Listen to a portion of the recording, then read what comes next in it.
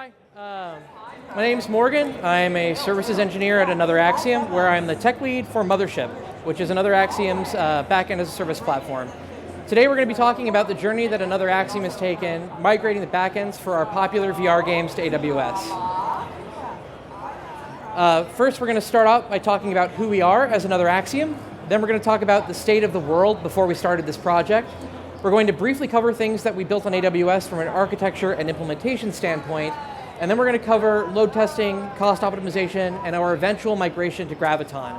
Finally, we're going to cover where we are today, what we've learned, and where we're going soon. First off, if you're not familiar with another Axiom, we're a leading VR game studio with a focus on social, plausible, diegetic worlds and innovative interaction and locomotion systems. We believe in the power of VR to bring people together and do everything we can to create plausible alternative spaces for you to inhabit with your friends. Our flagship titles are Gorilla Tag, which is a social sandbox game created around playing playground games like tag as gorillas, and Orion Drift, which is a massively multiplayer sci-fi social sports game. To give you an idea of the scale of the games we're talking about here, Gorilla Tag is the most popular game on the MetaQuest store. At the last time we measured, we had about 17 million lifetime unique players. At the time of writing this presentation, our all-time peak concurrent was about 100,000 CCU. Orion Drift is also very successful with peaks of tens of thousands of concurrent users. The VR market has some challenges that sound familiar if you're familiar with the general gaming landscape, and some that are a little bit unique. The two big features to think about when capacity planning for VR are seasonality and virality. VR is extremely seasonal. At peak times during the winter holidays, it's possible to have an order of magnitude more peak concurrent players than at the lowest point of summer. That kind of seasonality is pretty common across the entire video game segment, but we find that in VR, that difference is magnified. VR is also extremely social and viral.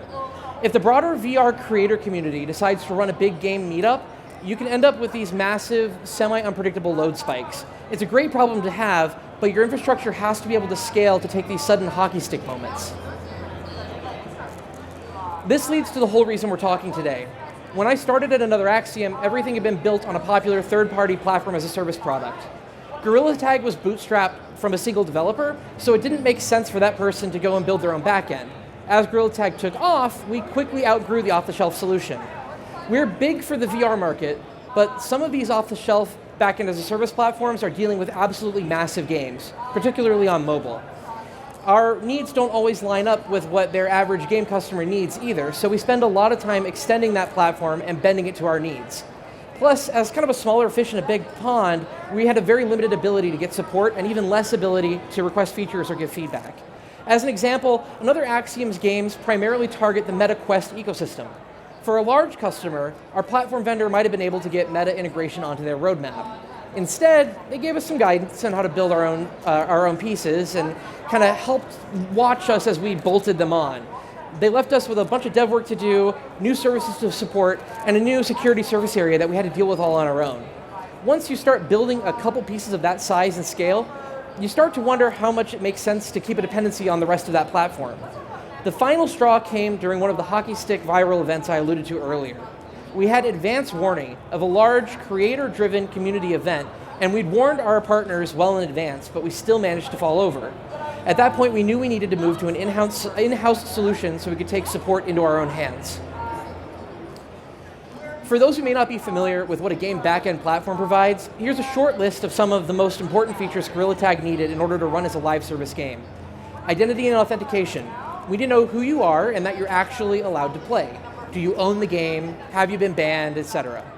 Moderation goes hand in hand with identity. Players can submit reports of other players behaving badly, and our support team can sanction bad actors. We also do real-time voice moderation with an AI product. Analytics. We need to measure what players are doing in-game and use that data to make the best experiences we can for our users. Per-user storage. Players need to save things like what they're wearing or what their score is or other data, and that data needs to follow them across their devices. Per title configuration. Gorilla Tag and Orion Drift need to be able to remotely host configuration so that they can tweak things on the back end without releasing client patches. And then commerce and IAP. We need to sell things. We need to pay for development. We need to make money. Most games need these as sort of table stakes, And while we could have just built them piecemeal as Orion Drift or Gorilla Tag needed them, we decided that we would much rather build a central, generic platform that we offered to the game teams as a fully managed product offering. So with that in mind, we started working on what I call Mothership. Mothership has 3 pillars: a backend service app, a developer dashboard, and a game SDK. Today we're primarily going to focus on the Mothership app. In Mothership, we have a few models for hosting game tenants, but they all revolve around the concept of a vertical. Another word you might use would be cell. Multiple smaller game tenants might share a vertical, but we can also spin out larger customers to their own dedicated verticals. This gives smaller games and incubation titles great cost savings, but allows us to scale our largest titles as far as they want to go. Each vertical is a network-isolated clone of the Mothership stack, which itself is a Node.js app hosted in ECS along with some storage. The technology we chose here was primarily driven by the constraints of our dev team size. For the majority of Mothership's lifecycle, we've been a dev team of 1 to 3, and so we needed to rely on as much managed product as we could in order to keep our development velocity going. One interesting thing about the Mothership app itself is that it's a monolith, but it's deployed like a microservice. We shard compute and database by feature area. So for example, the auth compute and database scales independently of the user storage compute and databases. However, rather than relying on intra-service communication via an API like you would with a traditional microservices deployment, each instance is running the same code. That means that if the auth database needs some data from the moderation database, that can all happen within a single process, and every node has access to all of the sharded data at rest in all the various databases. We believe that keeping the contracts in code makes them easier to reason about, and having a single version of the app deployed at all times simplifies operations and on-calls for our small team. The most important piece of the Mothership infrastructure outside of the app itself is our CI/CD pipeline. This is not meant to be readable. This is just kind of for scale about kind of what we're doing here. Mothership is a fully continuous integration, fully continuous deployment product. We utilize trunk-based GitOps, meaning that when a pull request merges to main, we have a GitHub action, build a new Docker image, and push it to ECR, which starts our pipeline. This keeps changes small, isolated, and easy to roll back. Of course, we're not just merging to main and hoping for the best. We use Code Pipeline to serialize our changes to one vertical at a time. Code Pipeline also gives us robust control over the CI process.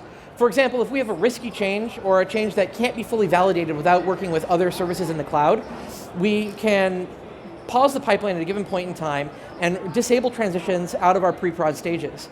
Code Pipeline also makes disaster recovery with tasks like rollback very simple. To manage actually deploying new versions of the Mothership app, we use code deploy blue-green deployments in a canary strategy.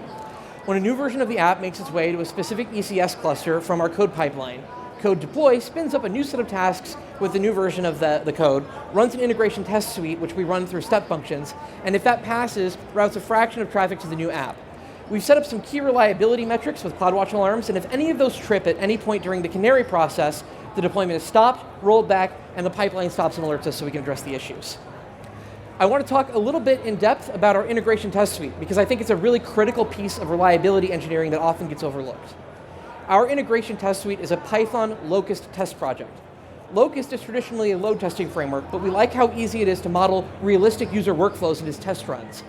The other thing that's pretty unique about this integration suite is that it's actually driving the same SDK that our games use.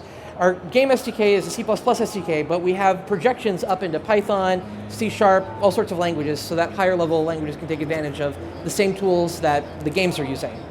This is pretty unique, and it allows us to do some really interesting things. Like, for example, we can run the test suite against every known version of the SDK that a game in the wild is using, so we can be confident before a change rolls out to a vertical that a customer is on, that that change has been validated against the same SDK that that game is on. This piece took some real work to build, and it takes some real care and feeding to keep current, but it's paid for itself many, many times over with the peace of mind that it gives us. About a year into development, we worked with a load testing partner to fully load test Mothership. We targeted 100,000 CCU per vertical because that's what Gorilla Tag's all-time peak was at the time. The test plan was based on realistic user traffic patterns, but sped up with larger than typical payload sizes. In cooperation with these partners, we managed to tune and scale Mothership to hit that goal.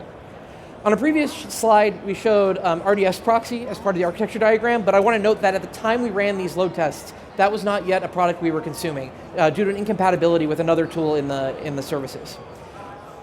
our main bottleneck through all of that load testing process was the cost of opening new database connections. That's really I/O intensive on the app side and pretty CPU intensive on the database side. If we were scaling like a hockey stick, we'd open a ton of database connections in fast succession, and then that would start to dominate the database CPU, which would then start to slow down I/O in the app, which would then cause the event queue in the app to start to back up, and we'd have this kind of cycle of death. As we were kind of tuning and tweaking this, we learned that we discovered that the best tuning for the client-side connection pooling that we were doing was to use large instances with many cores that we shard across those cores. That allowed us to, it gave us two big wins there. The first was that the CPUs were more powerful and could tank more traffic before they started to fall over. And because we were provisioning larger instances more slowly, the database could keep up better with those incoming connections. The other thing we did was we provisioned larger database instances to keep them pre-warmed to avoid these potential spikes. Configured like that, this was our ECS run rate. This was from midsummer, which is the lowest point of the year for VR gaming in general. And we were looking at about $1,000 a day of purely compute spend, and that seems pretty expensive. In June, we started a broad effort to understand and reduce our cloud spending. In kind of parallel to that, we happened to get rid of the piece that was keeping us from using RDS proxy, so that was now back into the infrastructure. When that happened, we realized we could scale down all of our kind of pre-warmed large provisioned instances and move almost exclusively to serverless Aurora compute. In places where we were already on Aurora serverless, we were able to reduce our minimums across the board, although specific numbers varied by feature. This didn't address our steady state compute costs though, because we never went back and examined those provisions. Cost Explorer showed that we'd see a small cost improvement by switching to Graviton. At first, it seemed a little inconsequential. Depending on the view, we were showing between 4 and 6% savings. That seemed low because we'd heard stories of teams realizing much larger savings. We reached out to our account team who put us in touch with some experts, and the experts projected a much larger savings, so about 20 to 30%. We decided that that was worth exploring, and so we did. Like many teams, we had a sort of vague idea that running on ARM was probably cheaper or faster, but it wasn't a priority for us. Maybe it would be difficult. After all, sometimes porting games between different consoles running the same architecture is hard. Porting between different architectures may be similar. Now that we were serious about cutting costs, we needed to take a closer look. At the time, nothing in another Axiom's backend ran on ARM. We were worried that there might be like native node packages, potentially even transitive includes that we didn't plan for that might not have good ARM support. We didn't know if there'd be impacts to CI tooling or monitoring, particularly the image build. And we were looking at other broader cost-cutting measures and wondered if we were doing too much too fast. Plus, frankly, we had a bunch of different estimates coming in, and we didn't know if the effort was going to be worth it in the end. With those concerns in mind, we scheduled a few meetings to start to de-risk a potential Graviton migration just to see what it would get us. It turned out that migrating to Graviton was a lot simpler than we anticipated. In the time it took us, the time it took us to finish scheduling meetings, I had a working proof of concept done on my PC. By the end of that day, we were essentially ready to go to prod. It turns out node apps are fairly simple to migrate to ARM. ARM is popular enough that the majority of common NPM packages just work out of the box. We didn't run into any cases where we had some native dependency that just wouldn't work. Docker BuildX makes cross-arch images basically trivial. In about an hour, most of which I spent doing research, I had local cross-arch builds, and with a little bit more work, I had a local Docker Compose stack working cross-arch using QEMU. I was able to validate startup, run some tests locally, and it all just worked. Finally, as we've already discussed, Mothership has an extensive CI tooling and test coverage, so I knew when it was time to go live, we'd have our bases covered. With some local proof of life and a bit of a tailwind, I started the process of getting us officially migrated to ARM. Because we have a fairly CI/CD pipeline, we knew we'd be able to build a ton of confidence in the migration before it impacted players. Here's how we took this change to prod. First, I went into code pipeline and I disabled two transitions. The transition from our staging pre-prod stage to our first production vertical, which we used for testing and incubation. Then I disabled the transition from that vertical to the first vertical running an actual game, in this case Gorilla Tag. That ensured I had a safe setup where we could mess around in staging all we wanted and never impact a paying customer. Then I built a multi-arch image of the Mothership app on my personal desktop and pushed it directly to ECR with a custom tag for testing. I manually created a task provision that targeted the ARM processor family and deployed that to a staging ECS cluster. Essentially, I was just looking for app startup and health checks. With that working, I merged the changes to GitHub that updated our builder action to produce multi-arch builds, as well as the necessary task definition changes to use smaller ARM instances. And we watched it roll out through our normal CI process. When it got to staging, the new ARM instances started up, ran the integration tests, and performed canary traffic routing like normal. The next day, once I was satisfied that our metrics looked good in staging, I enabled the transition to our first prod vertical. Again, this vertical is mainly used for testing and incubation purposes, so it was pretty safe to do. And again, the task started successfully, the integration tests passed, and the traffic routing looked fine. At that point, we had a high degree of confidence in the process, so I enabled the final transition, and we began rolling changes out to game team verticals. There was zero downtime and zero noticed impact to players. Here's our run rate when we made the switch.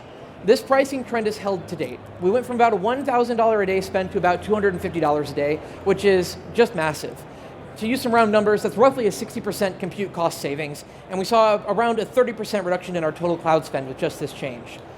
This is, I want to note, not opting into any compute savings plans or any other pricing agreements. This is not using spot instances. This is pure on-demand usage. We've seen other side benefits as well. One kind of confounding change here that we made was that we went from large multi-core instances down to 2 vCPU instances at the same time because we no longer had that database proxy dependency. So the instances themselves are cheaper, and because we can scale much more granularly with these smaller instance sizes, we're allocating about 25% fewer vCPUs. We believe that that's due to both being able to allocate much more granularly, and also because there seems to be some performance benefit just moving to ARM. The other kind of side benefit we got is that on the large instances, if we were kind of hovering right around an autoscale boundary, we would get this fluttering effect where a large instance would come on and off and on and off and on and offline as we kind of were right around a scale boundary. That could lead to some instability in our system. Because we can now scale so much more granularly, we're much more stable across all traffic levels. So what did we learn?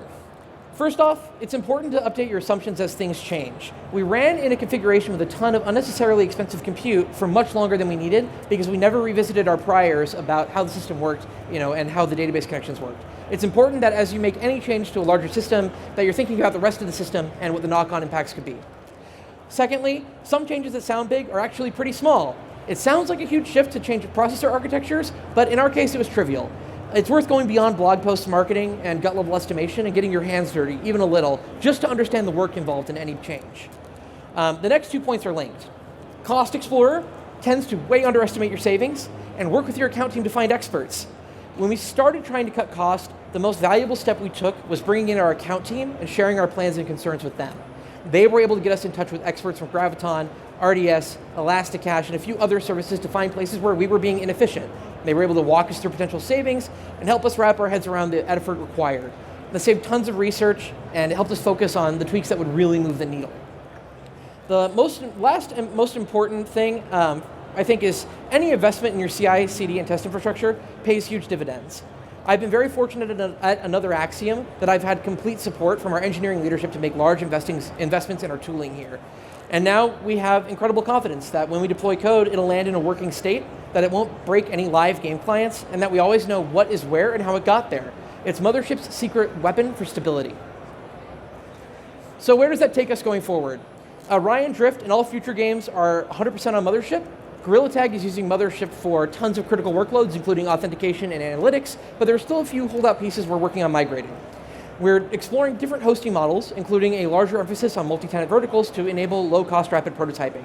We're exploring new platforms, new opportunities, new services we can offer, and we're working with our game teams to really evolve the platform. The last thing, just as kind of a call to action, come try our games. If you have a headset somewhere, these links will take you to the meta product details pages for our games.